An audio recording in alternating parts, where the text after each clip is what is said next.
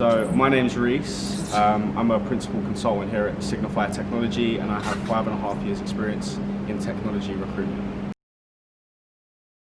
I think where I'm from a place called Dagenham, which is just outside of East London and on the border of Essex. It's quite tough. I think it wasn't a very diverse area. I think it was very white and British, and I think people like myself that are from an ethnic background were not the norm.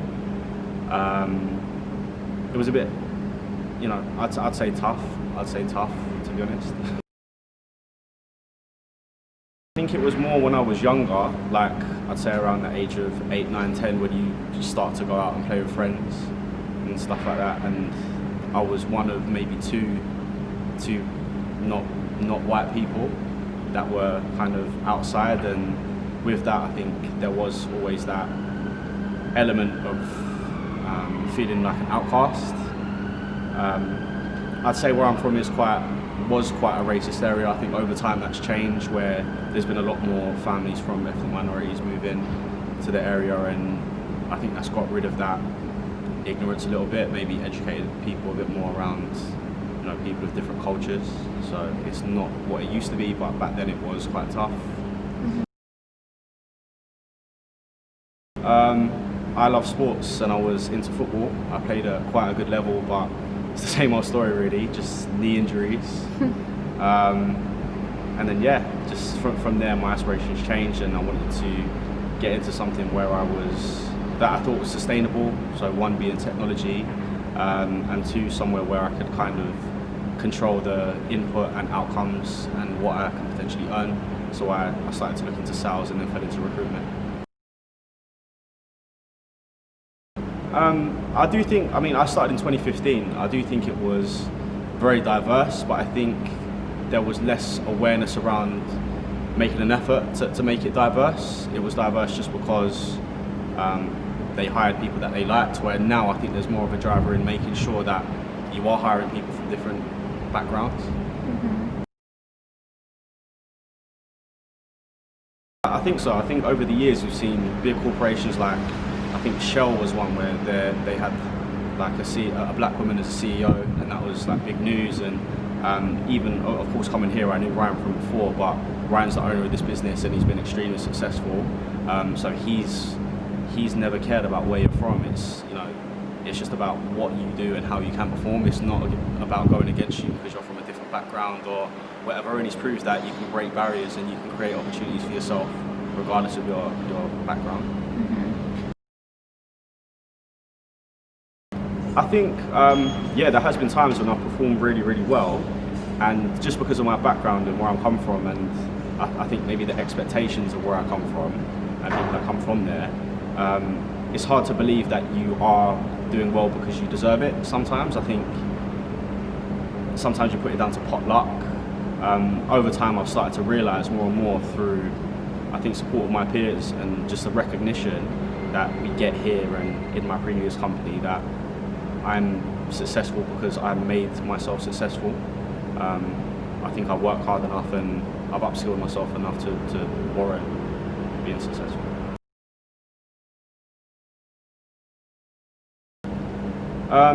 Outside of work, like I said, when I was younger, definitely, I believe it was quite a racist area at the time, and I remember like certain parents wouldn't want their kids out with me and my other friend who weren't white, which was, for me, is crazy to think about. In work, I think the prejudice was more towards progression. When I've worked in other places before, there was always kind of that glass ceiling, I think, and the management structure would always be of a certain ethnic background and wouldn't really look into diversifying that.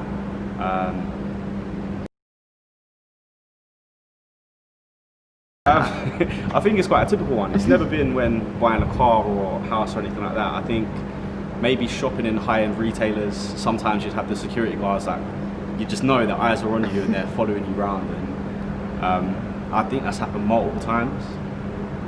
Yeah, probably countless times. Wow. But I think as I've got older, Less so, I think more when I was younger.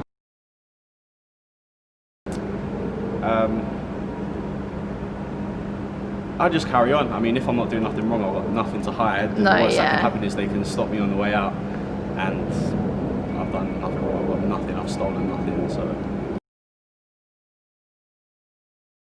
yeah, I think if sometimes people will look at people, and if they're not successful when they are from an ethnic background, they'll kind of. Some people think maybe that's why.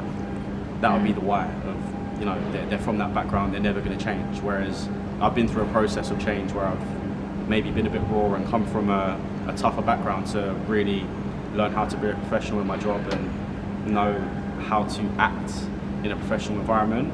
And I think when people see that, they do. I think that prejudice is there, but me being successful has changed their perspective of that prejudice.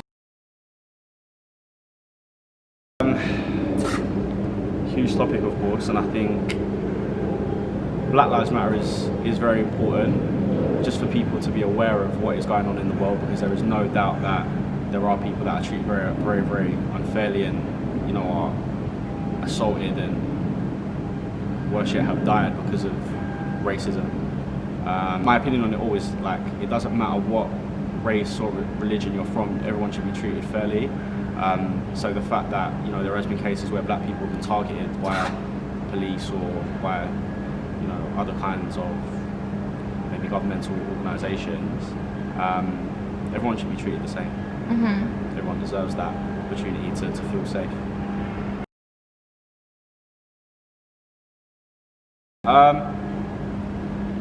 Fine. I understand that sometimes it's good to get a perspective from someone that may have been through some of the things that me and other ethnic backgrounds have. And you won't necessarily always get that insight from people that are not from that background. And look, I think we work in a very diverse and very nice environment, so I don't really take offence to being asked to do this.